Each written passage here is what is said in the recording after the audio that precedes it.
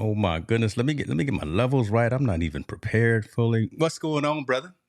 Team No Sleep. What is this? This is March 8th, Wednesday, 6:30 p.m. on the left coast. Montel Allen, what's going on in your world, man? Man, blessed as usual, man. Enjoying the family, Yeah. enjoying, the sunshine a little bit before we get a little bit more of that rain and that snow out here. But otherwise, man, just blessed to have another day, see another tomorrow, and so on and so on. That's true. True. That's true. Listen, you talk about sunshine and all. I was just up in Oregon with the Hmm. family visiting my son. First of all, so shouts out to OSU, them Beavers. Shouts out to the Lounge Lodgers. That is my son's crew up there that Okay. we got to spend the weekend with. We got a house out there on the water, and there's a lot of snow. There's a lot of rain in Oregon, but it's beautiful country. So I Yes. wanted to give a shout out to them, right, to them folks right there. It was good people hanging out. I took my parents, took my in laws, my wife, my daughter. So we all went out there and hung out with Isaiah, and it was pretty cool. So That's yeah, cool. That's real cool. yeah, man, you got to do those things, right? You got to do those Hey, things. man, you know me, family first all the time. So when it Yep. rolls around that season, I'm taking all the kids. We go to Minnesota, and now we're going. Now our new stop is going to be Chicago. So yeah, we got, you always got to do those things and relax, man, and enjoy our company, right?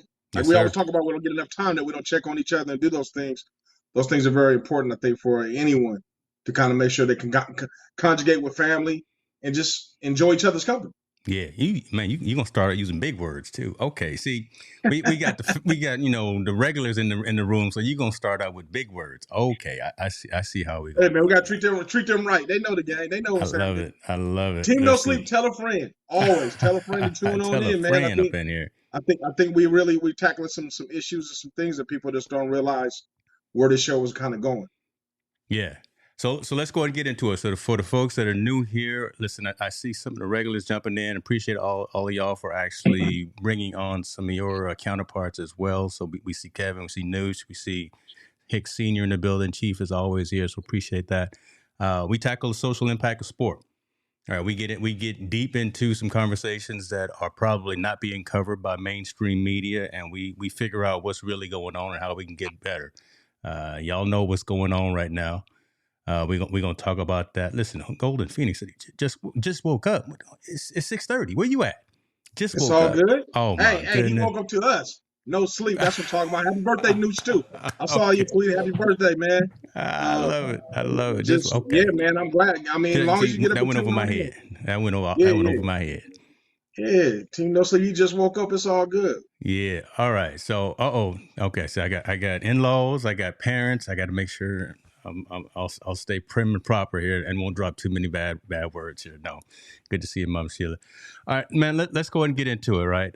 First story. Anyone who follows basketball knows about our guy John Morant. John Mhm. Morant out there clubbing, out there doing his thing. Unfortunately, after a game last weekend, um, at the club, partying, drinking. Looks Mhm. like he was by himself. I'm sure he has some folks around us, and I want to get into that also, that whole aspect of it as well. But in a video that he launched, not someone else recorded, in an Mhm. IG video that he started in IG Live, he's brandishing a gun, partying up, acting all ignorant, and that has caused him a ton of backlash and negativity, rightfully so. All right, Mhm. John Morant. If y'all don't know, if y'all don't follow basketball, he is spectacular, right? He can do he can fly like Mike.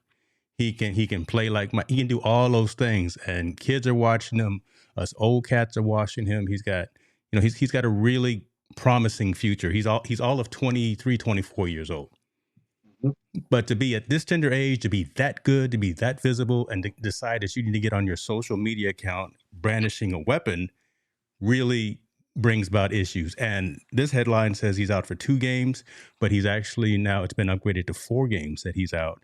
He sent Mhm. out a update on his social media profiles as well, saying he's going to take time so he can attend to himself, work on his mental health, work on his mental well being. But I don't know, man. I think there's something, and we've talked about this so many times about the people around you Mhm. to make sure that you don't get yourself caught up in these kinds of situations. And the real Mhm. problem that I have with John Morant getting caught up in a situation like this, who's his biggest front line cheerleader that's always with him? I'm asking you. His father. His father His is. daddy. His father is. It's his daddy that's always with him right there at the shops, buying all the jewelry, buying all the watches, at the game, sitting front row court. Right. So I'm sure his dad was probably even at this club where and I'm just assuming that, but I don't know. But again, it's the people that you put around you. And he has no one to blame but anyone else, because he's the one who instigated and he's the one who actually filmed this particular session. I'll scroll down on the story, but I just want to get your context on this as well as I read into it. I've been kind of following this a little bit since this first happened, and I mean, I'm not making any excuses for Ja Morant. I don't condone his behavior by any stretch of the imagination, but I think Ja made a poor choice, and unfortunately, what he's doing is his reality. And I'm gonna go where I'm gonna tell you where it's the reality. If anybody's been to Memphis, Memphis is one of the, unfortunately, one of the murder capitals of the United States. It's always in the top 10. It's all those things. Ja's been a person that's probably been in this spotlight for so long of his life, and where carrying a gun is very common in the state of Memphis, or in the city of Memphis. Probably his background is where it's common. And he's in a situation where he always feels he has to be protective of himself. So what he did is something that's not uncommon for him. It's okay. It's accepted in where he's from. It's an accepted behavior where he's from. Now, with that being said, I don't excuse him from doing it, because at this point in the juncture in his career, he should know better, right? Yeah. He's at a pivotal point in his career where, man, I'm going to make a lot of money. I am making a lot of money. I'm a very influential personality. I have all these things going for myself. I have to make sure I do better. But again, at a 23-year-old mindset, he's not thinking that way. And the disappointment in this whole situation is no one's coached him. No one's told him better. Like you said, his father, his circle. The Grizzlies have warned him, but they haven't coached him on how to be a better young individual. I watched the interview with Jalen Rose, talking about that he used to carry a gun. Yeah, and it attests back to his background. Mm-hmm. I'm from Detroit. Where I'm from, having a gun is not an uncommon thing. And we don't know if Ja has the right to carry a gun. Right. If he has the right to carry a gun, this is a different conversation. Because you can carry a gun where you want. The only mistake he has is that he brandished it in a place where there was no threat. That's the only thing he would be guilty of. But if he has the right to carry a gun, and the location where he was is not pressing charges against him for that. Just wanted to let folks know who probably haven't read the story as well. But yeah, keep on. Absolutely. But I mean, again, I'm more disappointed. I'm disappointed in Ja, but I'm disappointed in his circle. His circle should know better to protect him from doing dumb things, because you are only 23 years old. So you should be protected from doing dumb things. We should put something in place where they protect you. And he has examples, right? You have examples of LeBron's crew and his friends that he brought in when he came out of high school. They're doing all very well. You have Kevin Garnett that brought his friends with him. They're all doing very well and working in the industry. But yeah, you bring these guys that you run around in your circle, and they're not even protecting you. Like, the one thing you would, at all costs, protect the bag, right? You protect the bag at all costs. So right there. So let's get into that, because I've been really waiting to have this conversation, because that's it right there. Ja Morant is the leader of his squad, right? He's the bag. He's the one buying all the tickets, buying all the dinners, buying all the watches and all that. He should know better. And he does know better. I think in his mind, he knows better than he knows the influence of what he's doing and what he did. I put most of the onus on the folks around him. I put the onus actually, and I'm squarely looking at his father for this, right? Because his daddy is always there with a drink in his hand and acting like he's the one out there making shots. His dad should be, if he's going to be in that circle partying with his son all the time, that crew, that surrounding infrastructure needs to help this young man at it and make sure that, hey, Ja, you know better now, man. We're not going to bring this gun in here. I know this is this. I know this is probably how we grew up, but we know what? We better than that. We above that now. We multimillionaires. There should be some folks around him, and there are folks around him, but someone needs to speak up. That's I think no one had the courage to speak up. They don't want to piss off the bag. They don't want to piss off the bag, so they don't speak up. I don't need these folks around me. I don't have that kind of bag. I don't need that kind of folks around me. Yeah, but when we got to kind of put ourselves in a state of mind, and also I think it's his father's state of mind. I think his father don't know what he don't know, right? If you ghetto and ignorant, you ghetto and ignorant. You just don't know. You don't know until somebody shows you and teaches you a different way. Again, I've been to Memphis before. Yeah. Memphis is a rough area. And you got to think, in his growing up, John's been a star in basketball since the age he was 13 years old. Yeah. Right? So the people that took care of them because they lived in meager things, the people that always looked out for great athletes are dope dealers. The big time dope dealers in the neighborhood, the big time gangsters in the neighborhood, they always made sure they managed to keep him out of trouble. But in that same world, it is okay to have a gun. That's what the cool guys in that area have a gun. They have a gun. Whether you agree with the mentality or not, that's what exists. They're okay with having a gun. Johns now is the guy that with the bag. Yeah. He doesn't. I don't think he has the aptitude, or he hasn't had to sit down to justify the differentiating that, hey, I can be cool. I don't have to be like those guys in Memphis to be cool. So doesn't that conversation happen in the NBA similar to how it happens in the NFL? You come in and you have that talk about talking about finance, right? Invest instead of buying all the rims and all the houses and I got a question for you on that one. Yeah. Can 6 hours change your life that way? Does it 6 hours change the way of your eating habits? Someone have a 6-hour conversation with you doesn't necessarily change the way you live your life. Yeah. It enlightens you. Don't get me wrong, it enlightens you and it makes you aware, but does it change the way you live your life? The most influential person in John's circle is his father. It seems like to me. That's the most influential person. He has to change in order for John to change. If his dad carries around a gun, what do you think his son does? Come on. Carry around a gun. So, and where they're from, that's okay behavior. Now, you got to be smart enough to change your behavior once you get in that realm. I don't agree with what John did. I don't even agree with it all. He should be punished. I was just talking to my son earlier saying it should be a mandatory 25-game suspension, period.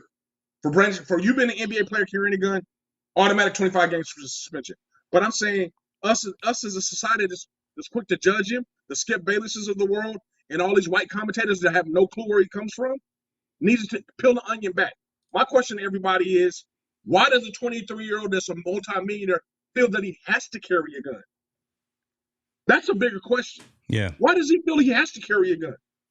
Why in our society with these people that make all this money to do things feel they have to carry a gun to protect themselves, especially within our young black entertainers and our young athletes? To protect them, there's a break there, man. For some reason, they don't feel safe in their own skin doing what they do. So I almost wonder if it's all right. So let's put some onus. And again, I just want to peel the onion back, and y'all continue to chime in the comments. I see it there as well. I saw Shaq's statements about this, and he likened it to the culture from the rap game. Right, rappers always out there carrying guns, and we keep seeing every other week. Unfortunately, we see someone lose their life carrying a gun, or they're out there at a dice game or at a dominoes game, and someone gets shot. Take off, right? Those worlds are similar but different, right? I mean, there should be, and again, not trying to dumb it down. And I'm again just trying to ask questions. This world of professional sports should be more formal, should be more of a scene where I don't feel that and again, I'm just asking the question. I don't know if I'm even saying the right thing, but I just don't think that being a professional NBA player, basketball player, football player, whatever the case may be, you need to feel that you need to have protection because you go out to have dinner with someone, and that protection being a weapon. I can understand you having some security, having some folks around to make sure, hey, I don't feel like taking pictures right now. Can you keep back? But even though you grew up in that mentality, can't you grow out of that? Should you be growing out of that? And after all of the exposure, after all of the money that you've made, all of this, Ja Morant does not need to be carrying a gun around at this juncture in his life, right? He's got multi-million-dollar coming from Nike. He is the rising star on the Memphis Grizzlies. He is on a trajectory to be on somebody's Mount Rushmore and in somebody's Hall of Fame. But if he keep acting up like this and having the wrong kind of folks around him that are supposed to be helping, leading, guiding, and being positive with him as opposed to just running with him because he got all the cash, then he going to end up dead or in jail. Well, like I said, why the NBA should be handing out a stiff punishment, 25 games off the bat. I don't care if you're just starting out. You're not going to brandish a gun in our area, in our livelihood, or in our profession, what we're doing, because there's no need for it, right? Because there is no need for it. When it comes to late, But unfortunately, or fortunately, however way you want to look at it, hip hop is intertwined with professional sports.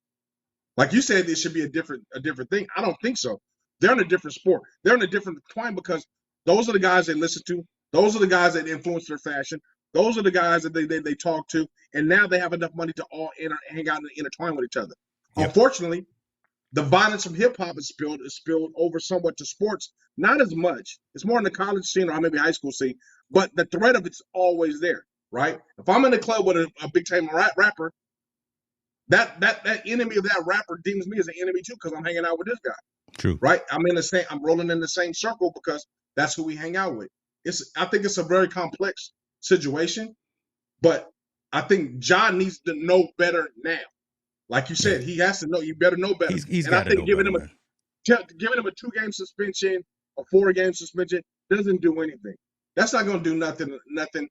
I'm gonna just make sure I'm more careful. Right? That's that kind of behavior at that point. You need to send a strong, stiff message if you're the NBA. And then also on the flip side, hey man, his father. We got to talk to the people that's influencing around him. Yeah, I got a problem with. The reason I can't get over this because I got problems with his father. I got problems with that. I mean, right? Yeah, I mean, you can say that. You can say that, but I mean, you got to think. Let's say his father's 20 years older than him, right? He's 43 years old. So his father, I've always said this. His father is listening to the same thing, hanging out the same thing, what he's doing, and the world they come from, because whatever the world they come from, it's entrenched in his father more so than John. It's entrenched in his father. So drinking a bottle of Hennessy, carrying a weapon around is that's normal. That is normal in Memphis. That's the normal behavior. It's not the normal behavior we grew up in Sacramento. It may not be the normal behavior, the people that are online.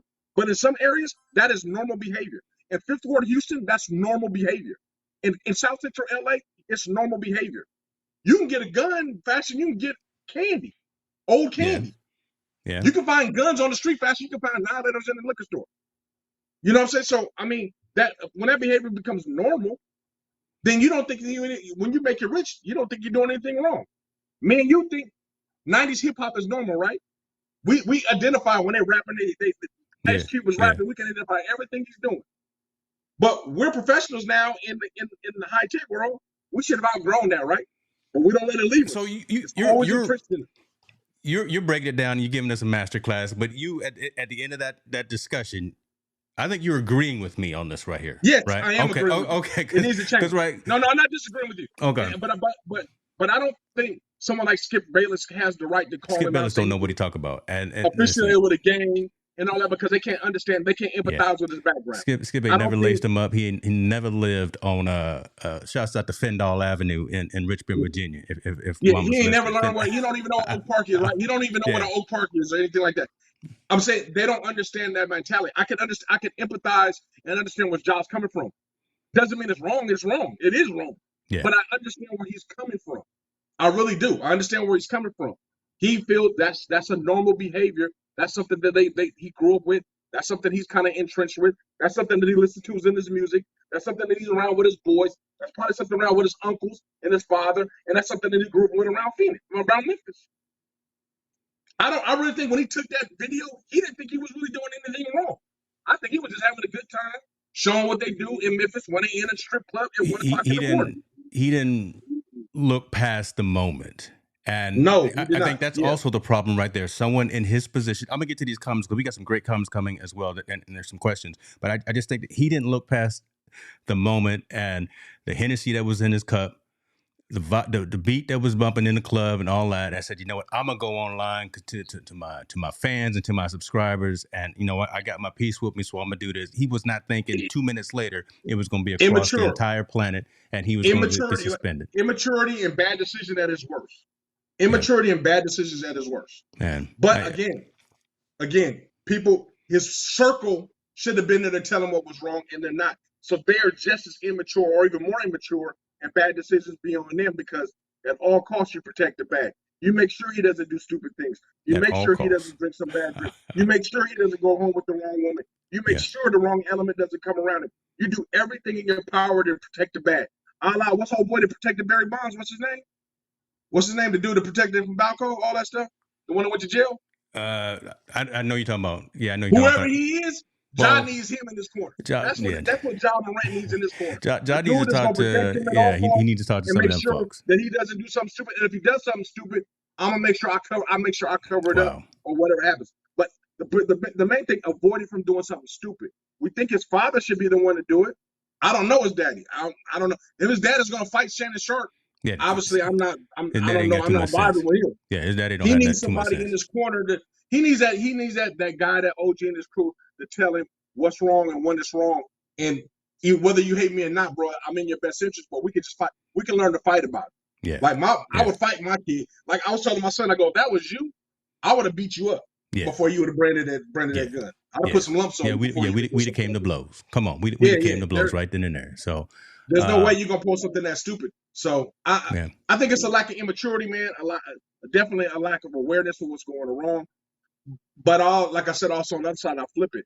I think the NBA needs to take a harder stance in what they're doing right now. I truly believe. I think the Memphis Grizzlies need to take a harder stand right now to show him we're not playing with you when it comes to this matter. yeah, yeah. You either straighten up or this I going to would be make a over with. case out of this. I literally, but I I would would make an definitely make a example case out out of of this it. situation because of one, who he is, the stature that he has, and the fact that there are so many of our youth looking at him. Right, so many folks have his jersey and are saying, "Oh man, let's see what Ja's doing." And for him to be caught up in a situation like this, let's make sure that it hurts.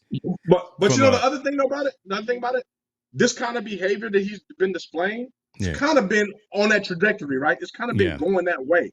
So I don't know why people haven't stepped in sooner. Yep. Like the first incident, I don't know why Pop's like, hold on, you can't be fighting these people in Indiana. I don't care if you disagree with them or not. Yeah, y'all, that's acting stupid. Matter of fact, you need to cut these dudes off of the crew. Period. They should. Someone should have had to stood up and stand up for that. And now we're here. Now it's all the way to a head.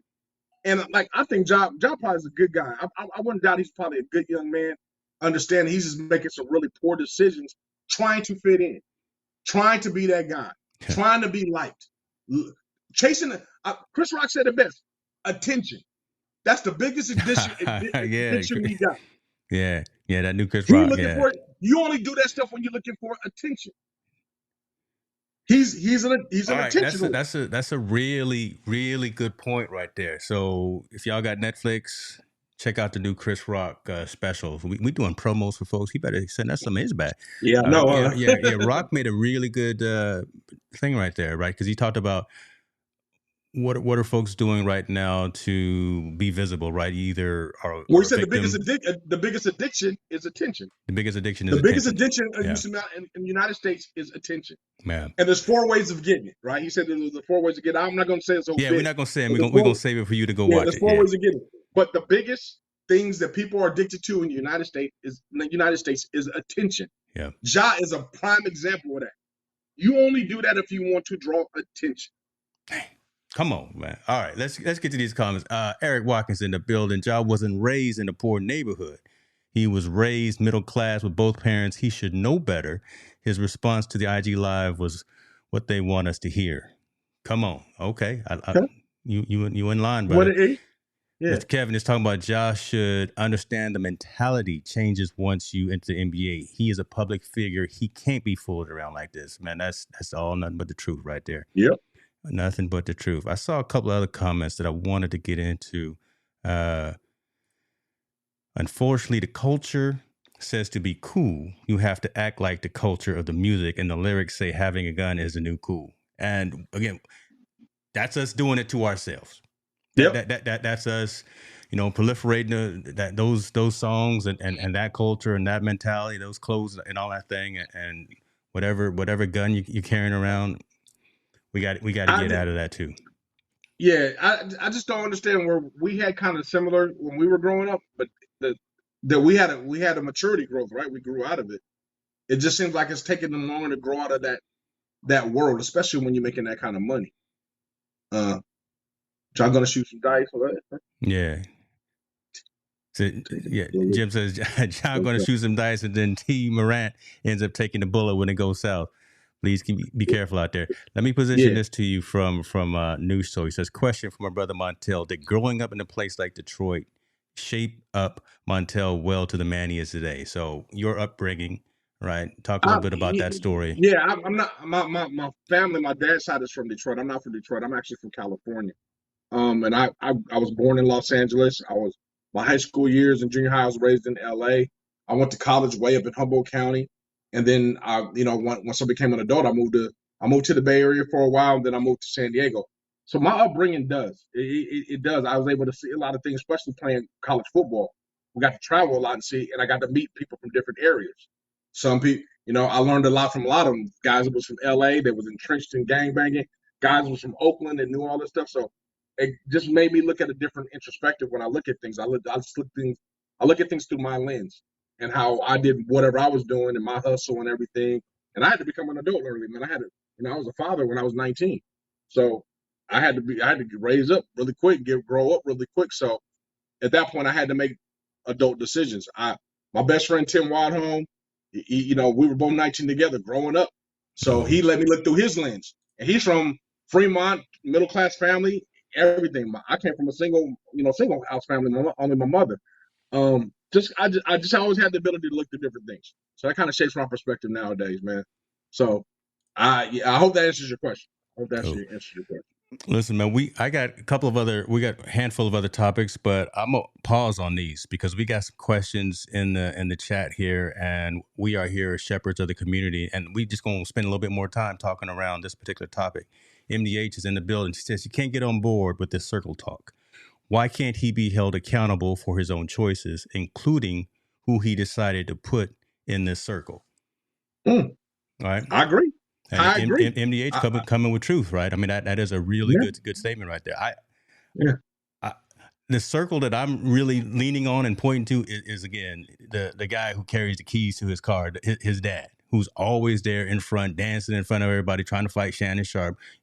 That should be your biggest role model. That should be the guy that's really there to make sure that you, my son, are well taken care of, that you don't do anything crazy when you go out there after a game, before a game, to a new city or whatever. You don't do anything to disrespect you and your name and your family's name. And I would just think that person around him, that part of the circle, should be more proactive, more proactive in making sure that the bag is taken care of.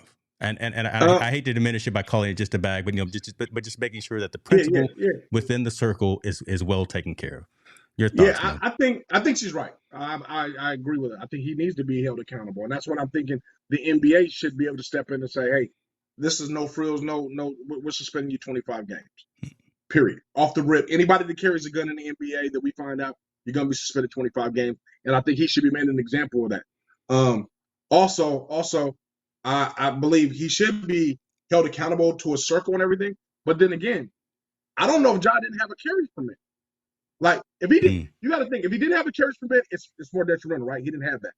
But I was speaking to a friend of mine today, Jay Lee. If he had a carriage permit and he was okay to have the gun, the only thing he's guilty of is brandishing the gun in a public place when there's no threat. That's a different kind of irresponsibility and thought process than if he just got a gun off as one of his friends and he's just waving it around being silly. None of us know what it is as far as that part is concerned.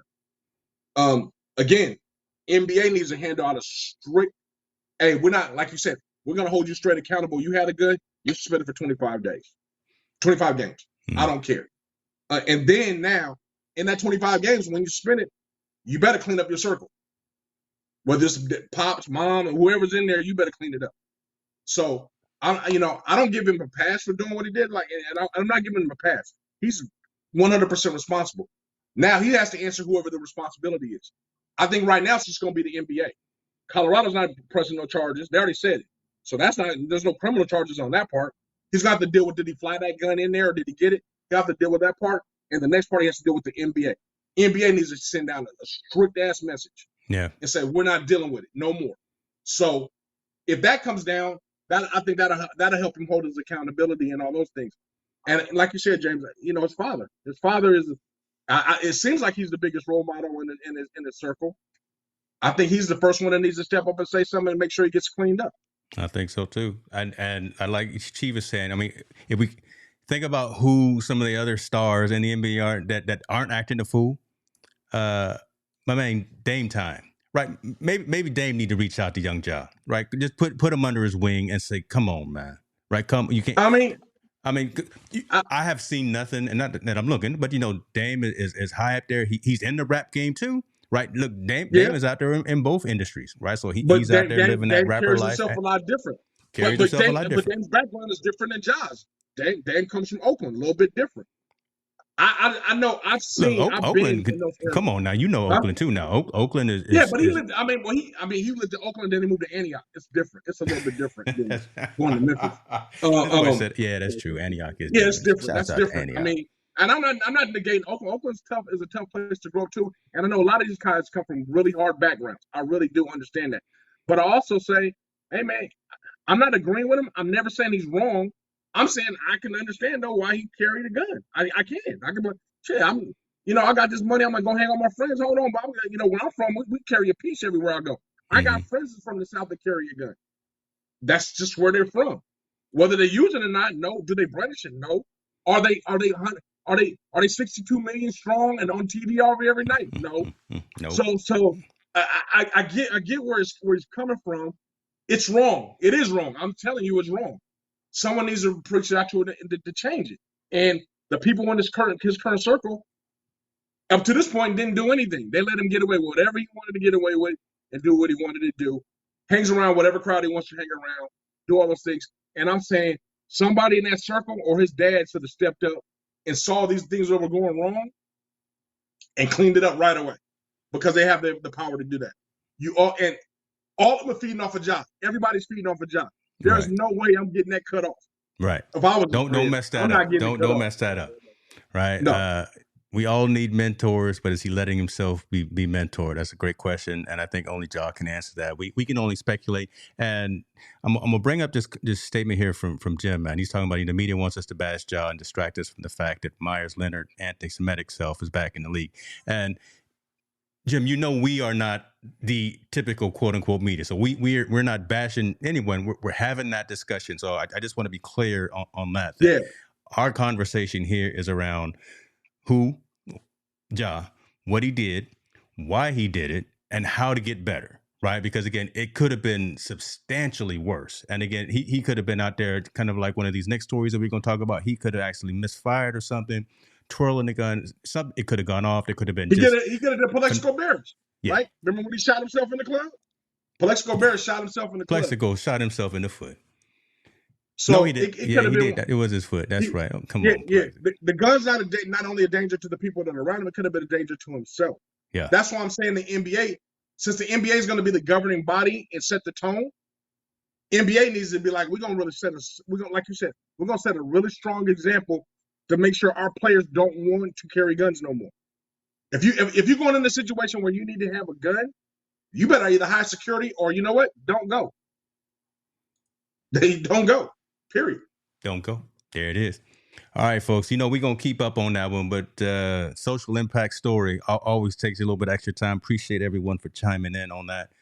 We may have a little bit detailed discussion on this next story too, because this is man, tough. I mean, hold on, let me take a drink too. Hold on, let me make sure I got all the comments up. Man, all right, so let's go ahead and get into it, man. We got a theme here, and we got an unfortunate theme with a couple of these stories. This story, so the previous story, this story, and the next story. Y'all tell us what this theme is.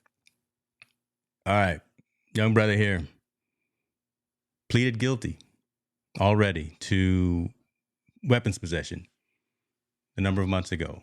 Now, Keith Appling has now been found guilty of murder, right? 66-year-old man. So used to play basketball for Michigan State, right? Was actually pretty good. I looked back and saw some film of him, knew what he was doing out there on the court. So now this man is going away.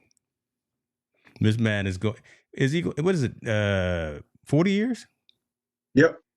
Yeah. So Appling, who pleaded guilty to second-degree murder last month, has been ordered to serve between 18 to 40 years behind bars, in addition to 2 years for a felony firearms charge in the fatal shooting of a 66-year-old man back in 2021.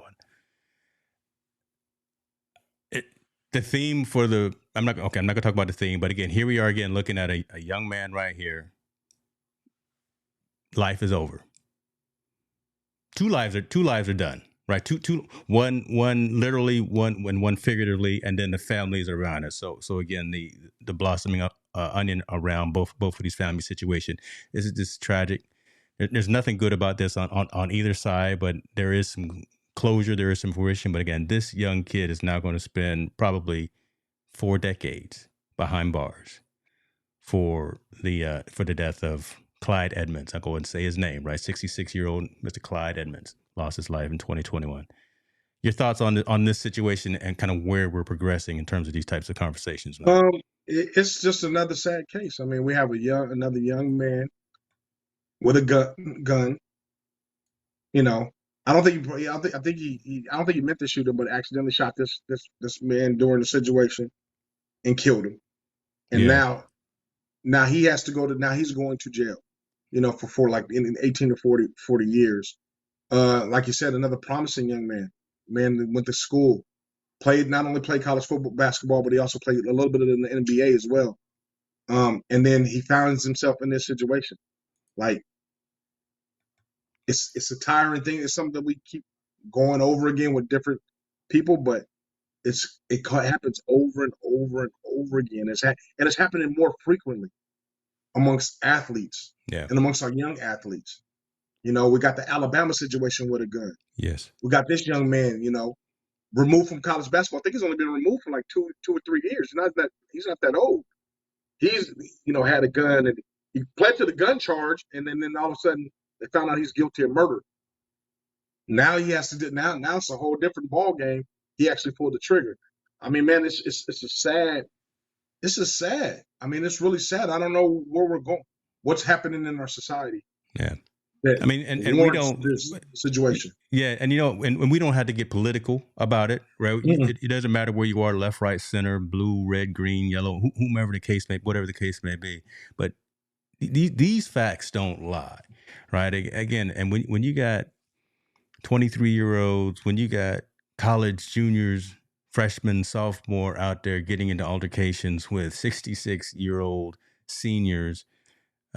Because that's what this was a disturbance, an altercation, and then Keith Appling unfortunately shot the man and he died. Why does it escalate to that point? And then again, I just asked the question: why do we have to carry around a gun all the time? Yeah. Why? I mean, but we're dealing with not. I'm sorry to interrupt you, but we're dealing with this situation that just recently happened. Yeah. We're dealing with what happened in Alabama.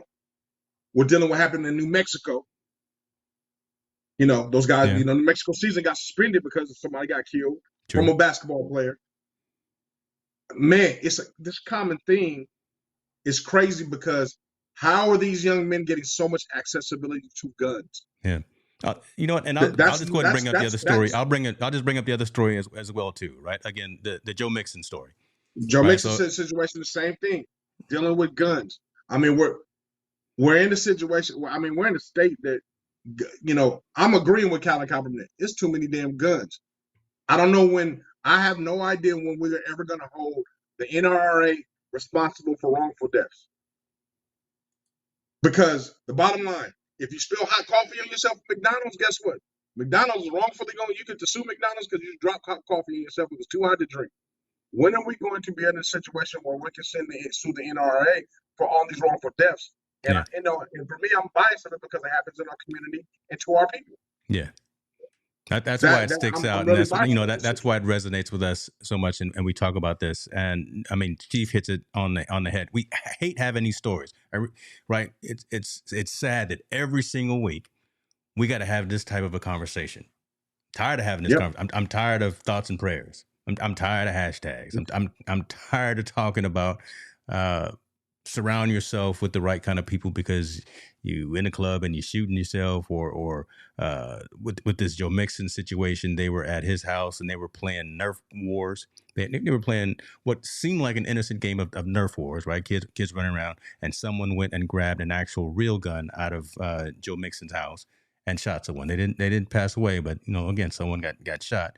Messing with having guns readily available, loaded guns readily available and accessible to anyone. So To me, man, it's just like, I don't know when the mentality changed, man. Like, I was discussing with somebody in our day, our protective mechanism was our fists, right?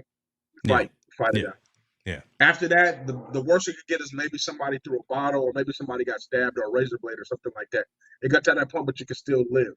And at some point, man, in my existence, it's went from that to where the first thing I'm doing is getting a gun. I'm so mad at that they deem themselves as so mad or so angry that I got to go get a gun. yeah. And that's where I'm sorry, I'm lost. I don't understand it. I don't get it. I can't explain it. I don't know what happens that way, but I don't understand why getting the gun is the first mechanism to a disagreement or an argument or even an altercation. Why is gun the number one? That's what we go to now. That's it. If there is no, anytime somebody has an altercation, we've seen it over and over again. I'm going to the car to get it. If they don't have it on them, if I don't already have it on them, I'm shooting. Yeah, I mean, I remember back in our, it was good to fight and live another day and be able to talk madness for about a week, and then maybe patch it up after a month or so, right, and be cool, right? It didn't always happen like that, but again, I think there was I just don't. more respect of actually going and meeting someone in the middle of the park. Now I'm talking about business here. Watch out, mom and dad and mama. Yeah, Meeting in no, the but parking lot, right, and throwing yeah, them up and fighting and doing whatever we need to do, and then scattering, and then we all shake hands and have amends a month later. the argument disagreement was fisticuffs. Like, Yeah, all right, that's it. You got me, you got you. Anything, your friends against their friends. Like, we all fighting, but it was always a fight, like a yeah, fist fight. We lived another day. There was no problem, but there was no gunplay. But now the situation is it's automatically gunplay, no matter, and it's gunplay when it's just a disagreement. It's a yeah. verbal disagreement. I don't agree with you. You don't agree with me. You You step know on what? my I'm gonna shoot shoes. you. I'm gonna You shoot you you. you step on my shoes, or you spill a drink Yeah. on my new blazer or my new new pants. Yeah, I can't apologize, right? I can't be like, yo, man, I'm sorry I You did that. know, Apologize. come That's on not even now. the case no more. It's like, you stepped in my block. Then the argument comes. Now I'm gonna go get into. I'm not Yeah. even getting into a fight. I'm gonna shoot you. We Like, are we really that soft now? Are we? I, That's what I said it. Are we really that soft and just don't want? Okay, I'm not. the proof is in the statistics. Yes, we are that Damn. soft. All right, put me in my So you place. can't So say yeah. that you can't. It is. It's Mm, innocent. They're that soft where they don't want to fight. They don't want to get humiliated because they lost. They don't want to do all those things. And I don't even condone fighting. I'm saying we could be on a verbal disagreement. yeah. A verbal disagreement. I don't like your Raiders, and you don't like my Rams. Yeah. I don't like your team. Yeah. The first inclination isn't to talk it out. It's not even a fight anymore. It is to go get a gun and kill you because you don't like the Raiders. I don't understand. I don't think kids understand how stupid that even sounds. You don't own And you know any what? stock in the company. You not on anybody's board, but you just a fanatic. So you want to go to that. And that's just an example. I'm just saying we argue and we fight and we kill each other over minor things. Yeah. I don't even know what he got in an argument with the old man about. I really don't. I don't know I don't even think they talked about what they got in an argument about. But whatever it is, it's nothing they couldn't have talked about. True. I've argued with older men before it. It was a conversation. I ain't want to shoot him. I ain't have no.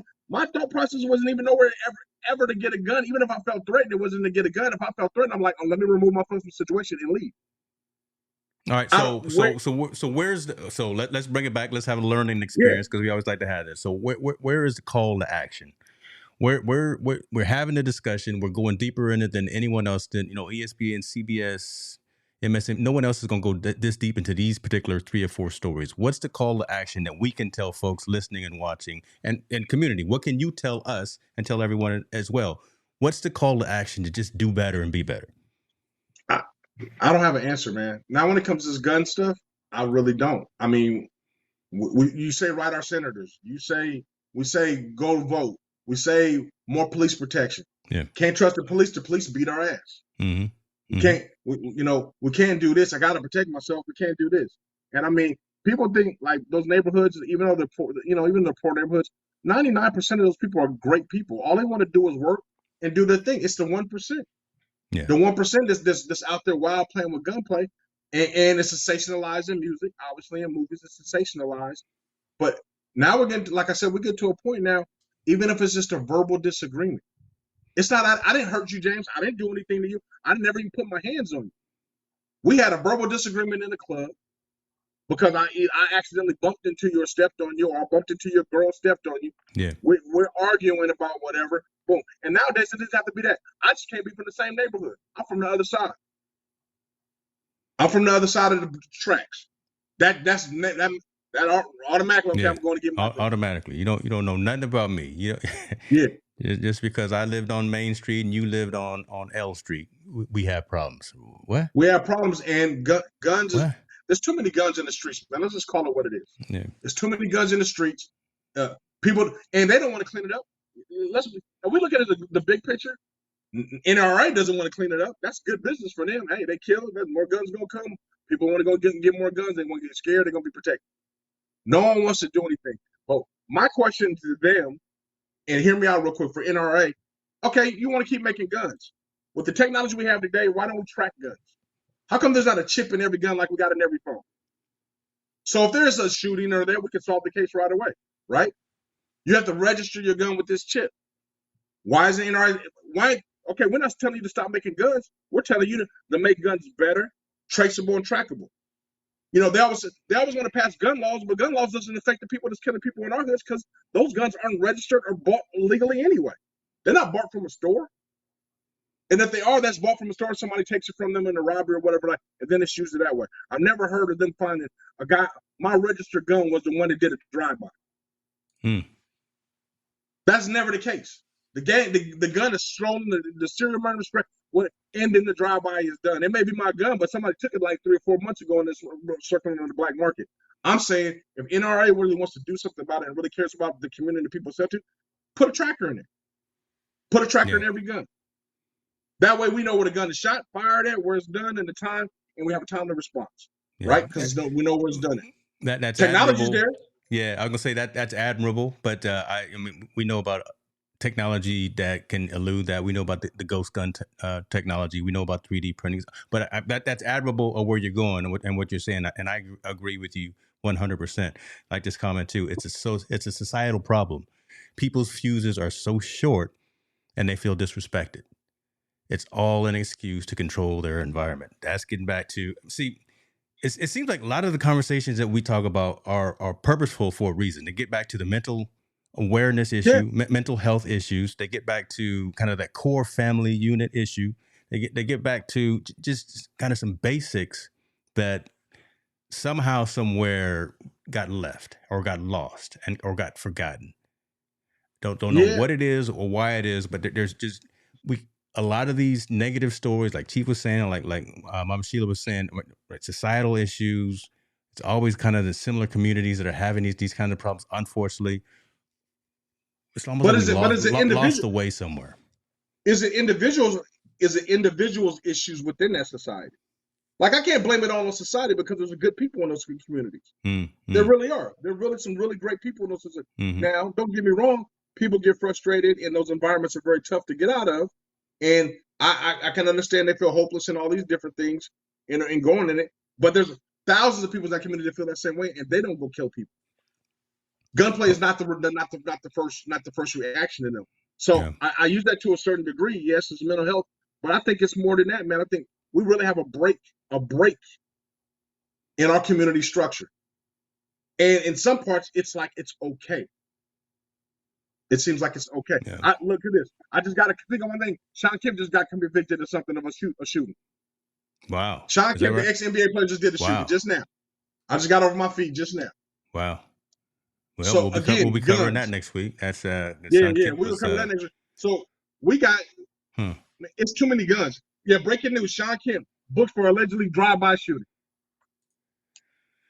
All right, so I'm gonna put a call out to the community, and the community has always been awesome. If you know someone in law enforcement, if you know someone in legislation who you think would be courageous enough to come on here and talk to us, with you about these types of issues, reach out to us and reach out to them. We'll do the heavy lifting, but if you can just give us a name, an email, or anything, phone number, or anything like that.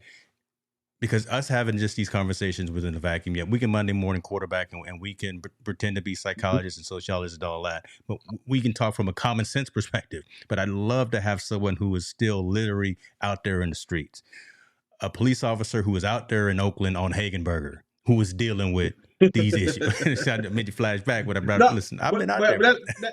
but I think about it, man. We've been talking about this we've been talking about. There's 4 gun stories we've been talked about within 30 minutes. Yeah. And one just popped up. One just now Another popped up. Here it NBA is player, right here. Yeah. Sean Kemp. This is crazy. There's a problem with guns. I'm sorry, there's a problem with guns in the United States. And gun advocates can. I know there's gun advocates. They think you should have the right to bear arms and all that. And I get it. I understand that. But I'm sorry, there's too much guns being made. I know NRA makes. I know they were saying the manufacturers make so many guns. It's enough to have a gun for every man, woman, and child in the United States. Why do we need so many guns?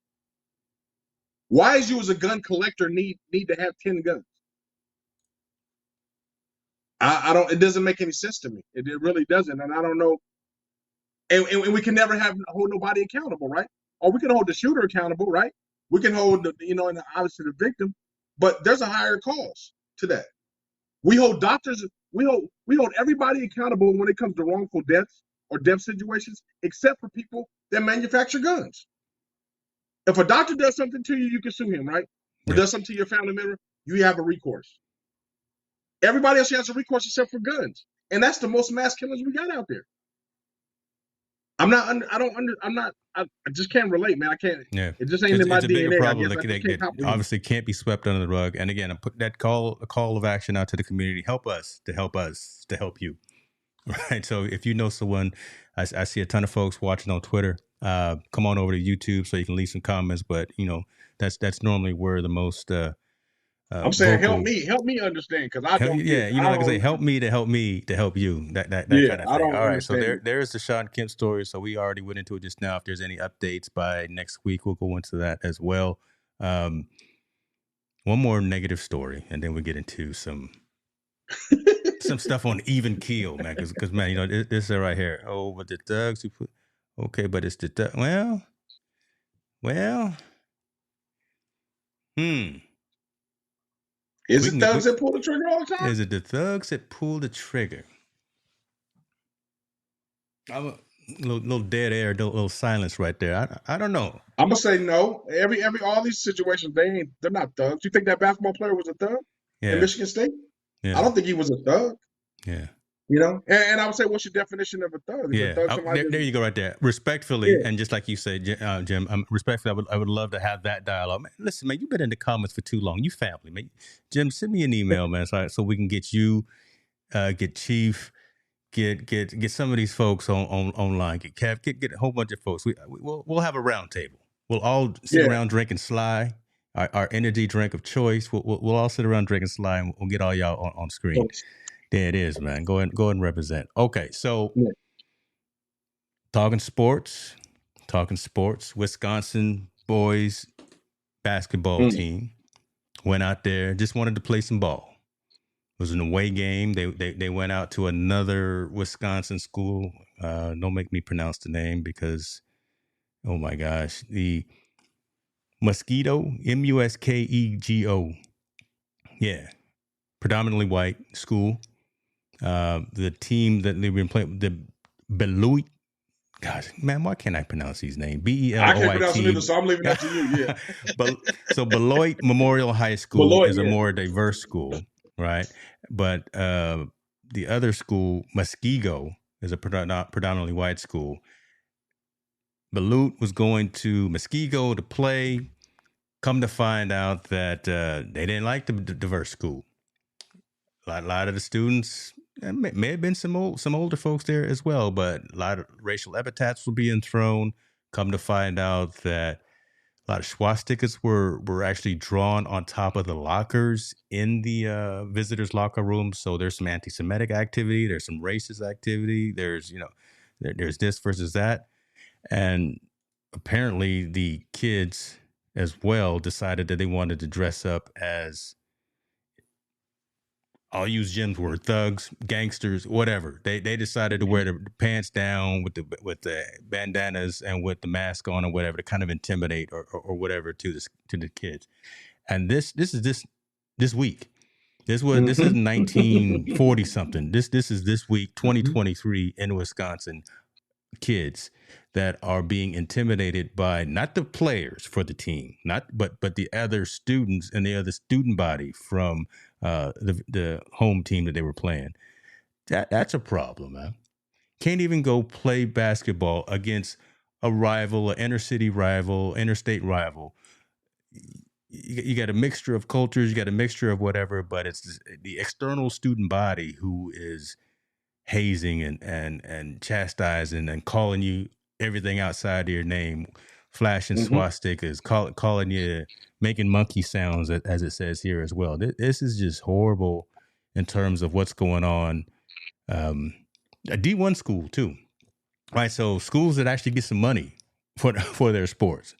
And this is the situation that's happening right here. Here it is right here in the headline. This is 2023, y'all. This isn't again back in the 60s, 40s, or whatever the case may be. So thoughts on this, man? Disgusted. Disgusted by their behavior, disgusted by their school administrator, disgusted that they let those people still stay in there in the gym while they're doing that to these other young people while they're trying to play basketball, making monkey sounds and calling them the N-word. Yeah. I mean, it's sad. It's literally just sad that happened, for one, and two, that the school let that condone it happen during the game. Like, you should have kicked everybody out and let them play by nobody if that's where they're going to have their attitude is going to be. And the fact that you're going to draw swastikas and have all these things on there, I mean, you're obviously trying to intimidate them and make them feel definitely that they're not wanted. But it's just disgusting, man. We're in 2003. That, to me, kids emulate what's at home. I'm sorry. Kids emulate what's at home. So if at home it's okay to use that word and yell at the TV and call them this and call black people this or Latino people this on the TV or anyone around there, then they thought it was okay to do that and cheer it in the stands.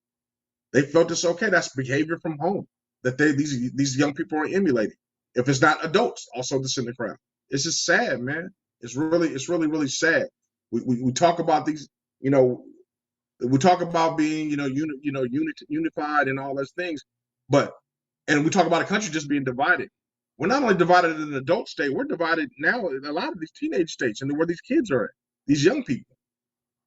It's terrible, man. It's really terrible that it's like that. So that needs to be corrected. That needs to be fixed. And I love the fact that you went ahead and said what I was thinking as well. It starts where? It starts at home, man. Yeah, this is learned behavior. This is learned behavior, and I love showing the video piece right there because again you saw the teams, the squads, no animosity, right? It was sportsmanship. Look, good game, woo woo. But then when you pan over and you look at those students, the student body that was standing up against the fence, that's where all the problems were. And again, like I said as well, I guarantee there was more than just student body that was out there calling somebody something and waving flags and waving fingers and things like that. So it's unfortunate. It's really unfortunate. And you know what's crazy about that? I guarantee you, if somebody would have been really offended and punched him in the mouth, the person that threw the first blow would be the person that they would be causing. This is how it is. This is how the situation is. Yeah. You got to rise above that. You need to rise above that. I hate when people tell you need to rise above that. No, you should have never said it. Yeah, I shouldn't have to rise above anything. Don't put me in that position. Don't put me in that position. Don't test me. Yeah. Right? Yeah. Don't. Why do I got to rise above? Yeah. Why do I have to rise above your behavior? Yeah. No, you shouldn't say it. Yeah. And if I get to a point where I can't be like Jesus all the time. I can't turn the other cheek. I mean, come on, man. You don't have to. Yeah. No, I'm more Malcolm. I'm not Malcolm. I'm not Martin. I'm more Malcolm than me. You know what I'm saying? I love it. And I'm not a tough guy. I'm not a tough guy. I'm not that kind of person. I'm not a person that looks for trouble. But I'm saying if you're gonna put me in that situation, then I'm gonna handle it the way that I feel fit. And I don't think you need to tell me to rise above it. No, you should have never said it, or you should have never did it. And then we wouldn't have been in the situation in the first place. Yeah, that's true. That's true. All right, man. There we go. There's on that one. Listen, I got some old school dude in the building. Pat Haugen, good to see you, brother. Quality of the video as a chef, man. That's quality and that's appreciated coming from you. Thanks for joining Team No Sleep here this Wednesday. Now let's get into some little bit lighter news, and maybe maybe we can crack a smile, crack a joke, whatever the case may be. But MMA, Yes. I don't watch it. I really don't. Mhm. I don't watch it a lot, but I only watch it for, the Conor McGregor. I only watch it for certain big name things that are happening. And you know me, I like the story piece. I like what's Mhm. behind what's going on, and when it matters and when it resonates. This story right here. Go ahead, young lady. Go ahead, Yes. Alisa Grasso. Alexa, I'm sorry. Hold on. Oh Lord. Let me make sure I didn't just kick off my Alexa right there when I said that. But I think she did just say so. Alexa Grasso, Mexican-born MMA fighter, went out and did the Muhammad Ali thing. She shook up the world. Yep. She won this past weekend. Was not expected to win against the heavy favorite, but sure enough, went out there and put her in. What's the hold here? Let me find out what the I was hold submission was. hold. I know that. It was a submission Yeah, hold. listen, put Yeah. her there. There's the picture of the hold right there. But old girl ended up tapping out. And we now have more diversity in every sport. I do love the fact that more women are out there doing big things, doing good things, and something like this. And I love the underdog story. I love the fact that this young lady went out there, flyweight champion of the world. Now they're gonna be a rematch pretty soon, but Oh yeah. she gonna keep them flowers for a minute. Keep this belt for as long as you can, because you won it, you deserve it, and just the fact that she was able to do it on the big stage with so many people in the room in Vegas, right? Because they weren't expecting her to win; they were expecting Yep. the other favorite to win, but she shook up the world there. So, I mean, that's good news, right? No, man, I think I mean, when I sent it to you, I was like, man, this is one of them feel good stories.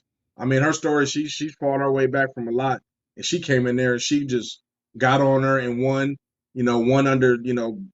She just beat the champ. I mean, Yeah, I can only imagine that feels. And the fact, I'm close to San Diego, close to Arizona, where it's a big in Los Angeles, where there's a big, large Latino population, and I know that I know it was a big story here. It's very proud of her what she's done and what she's able to accomplish. So, man, I wanted to give her flowers on our show, and just yeah. like, man, we're all proud of you, man. I mean, she went in there and did something no one else has been able to do, and she took that title, and now she's the very first one. Now she's setting the stage for, I'm sure, other Latina fighters that want to get into the MMA world. I'm pretty sure now she's probably the standard to get there. So that was a good thing. Good thing. Yeah. We get flowers where flowers are due. We get flowers where flowers are due. And along that route, we got a recommendation from someone within the community talking about the Lady Wildcats, Louisiana, girls basketball. They went out there and did what they needed to do 2 times. Mm-hmm. It had taken them 25 years to win their championship. They did it last year. No, repeat maybe. I mean, again, it's pretty tough to repeat even at the professional level. They messed around. They messed around and went out there and did it one more again. So Hey, hey, shouts out to the Lady Wildcats out there in Louisiana from what's the name of the school? Wasserman. Man, come on now. I mean, you got to shout out to them, the coaches, staff, the school for supporting them. I mean, every way, which way to go. And like you said, you didn't win it for 25 years, and you come out and get it back to back. You got to Man, give them the props on that, you right? got to give them, you got to give them their props, man. And Louisiana, and I'm sure these young ladies don't get get a lot of recognition on the big stage. Probably maybe only in the state or in the city they're in. I'm glad we're able to give them a shout out, and I wish them nothing but the best. Let's go for that trifecta though next year. Watch Get out. that Now three-peat then on. you got a dynasty, right? See, You got then a you got the dynasty now. Yeah, you get that dynasty on there now. Yeah, And you know what? I hope that opens up the door. Now, and also acknowledge one women's sports and women basketball, which is I always rant and rave about it all the time. But I hope this opens up the door where they can have travel ball like the men's, right? How come these teams can't travel nationally like some of the men's do? Like the academies. I forgot the name of the academy in North Carolina that travels and plays everywhere. When LeBron was playing, he was a star. He was traveling to New York to play. I hope these young ladies, now that they got back-to-back titles, they're able to travel around across the country and play other powerhouse teams in other states. Yeah. Yeah. Western Road That. stand up. Okay. Yeah, Yeah. that's what's up. That you know what I'm saying? Good things for good people, and we want to give them flowers. I want to, before we go into this last story, so apologize folks, we just a little bit over time, but we right at an hour, but you know, we went Yeah. deep into some of the other topics. I want to get into this particular comment as well in regards to the basketball team. Okay. Shameful. Amador County had a football team that had members doing racist things, and their football season was canceled by the superintendent because the behavior wasn't acceptable. The coach and the athletic director and the principal were put on leave.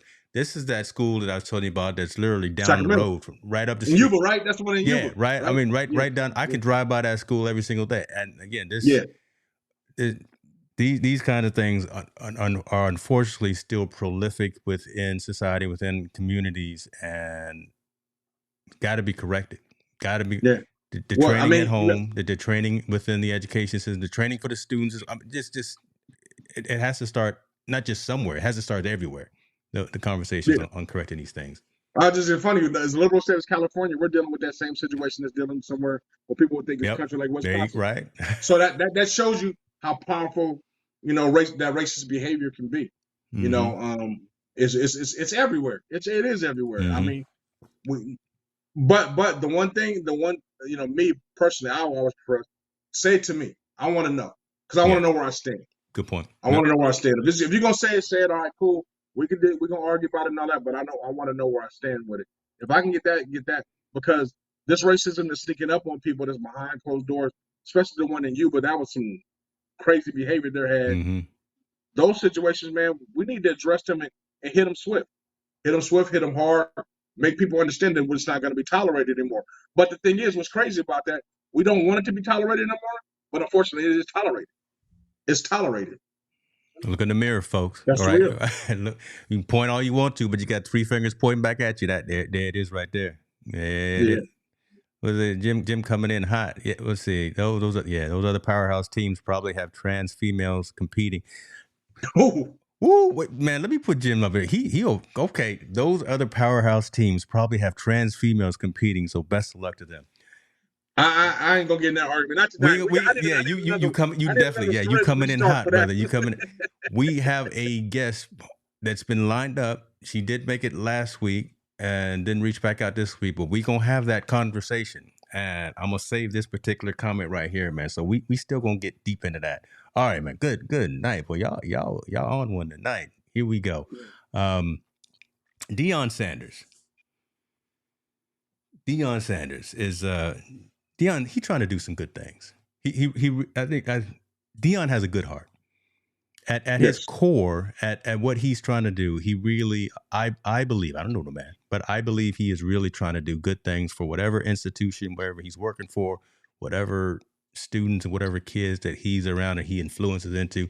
I really think he's trying to do the good thing. I saw a story come across, and here's the headline. Deion Sanders involved in off-field controversy as spring practice approaches at Colorado.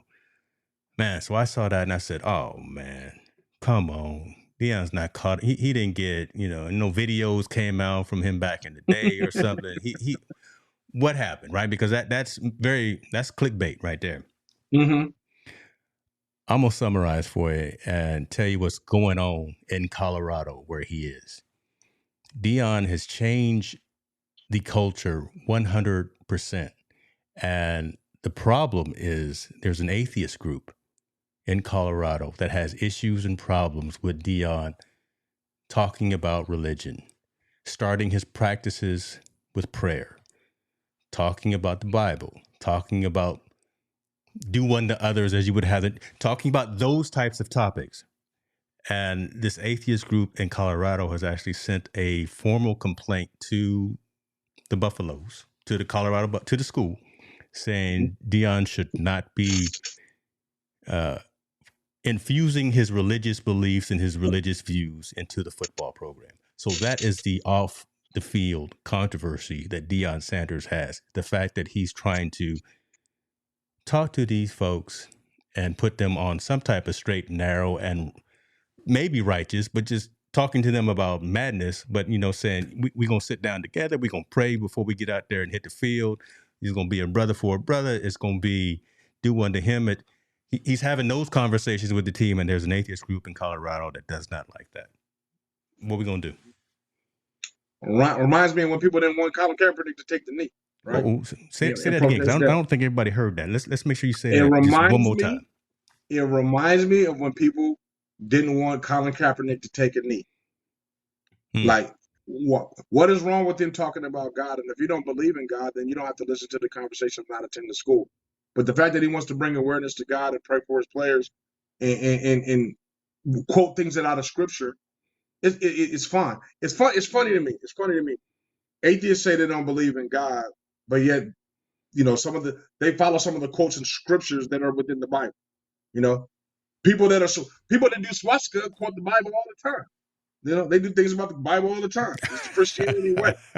So make it plain, brother. All these different radical groups don't want to say they don't want to, have any religious influence, but yet they quote and do things about the Bible all the time. So what are you talking about? If you don't want your son or your daughter to attend Colorado because he talks about Bibles, then go to another school. Go to Utah. Go to a different school. Him as a coach, he should be able to run his program the way he wants. People are going to follow him the way they want to follow him, and he's going to lead the way he wants to lead.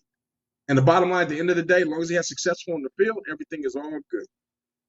No one cares about you. You don't like him to say prayer.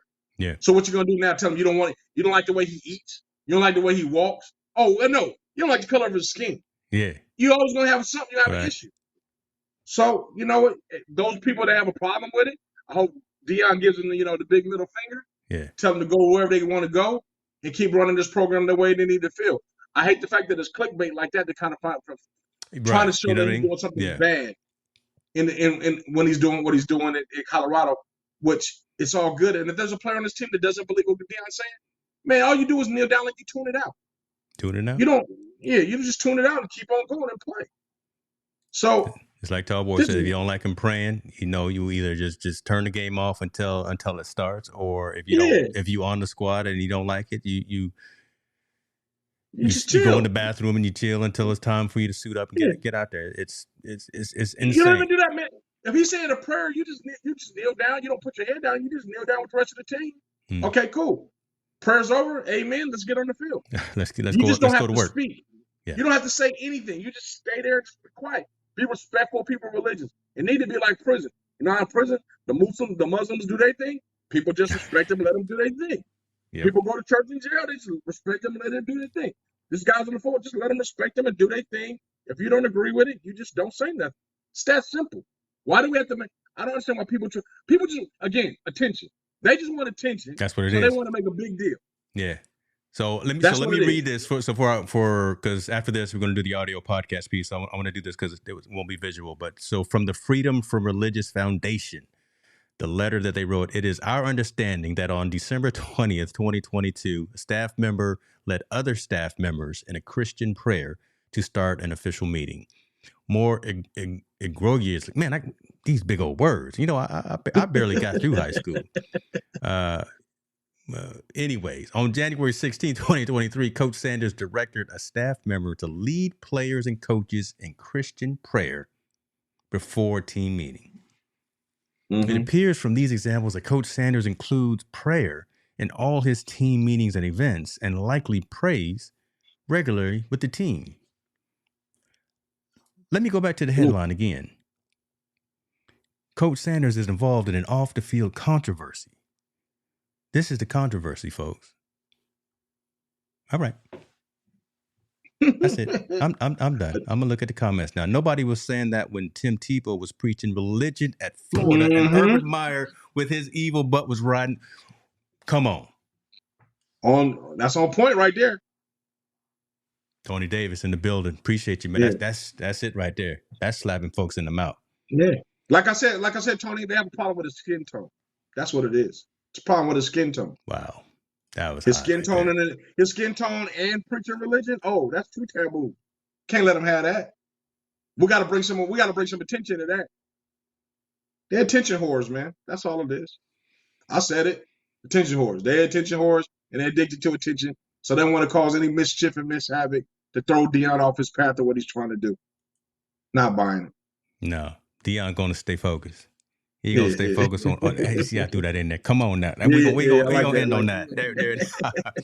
Listen, we did what we had to do tonight, folks. Appreciate everyone for joining. I see a lot of new folks. That's a good keep telling sign. friends. Keep telling Yeah. friends. I'm Tell telling you, somebody, tell folks to roll we through. got We something do different. this We got something every different on this. Wednesday. We touch on those social impact. We touch on them hard, awkward subjects.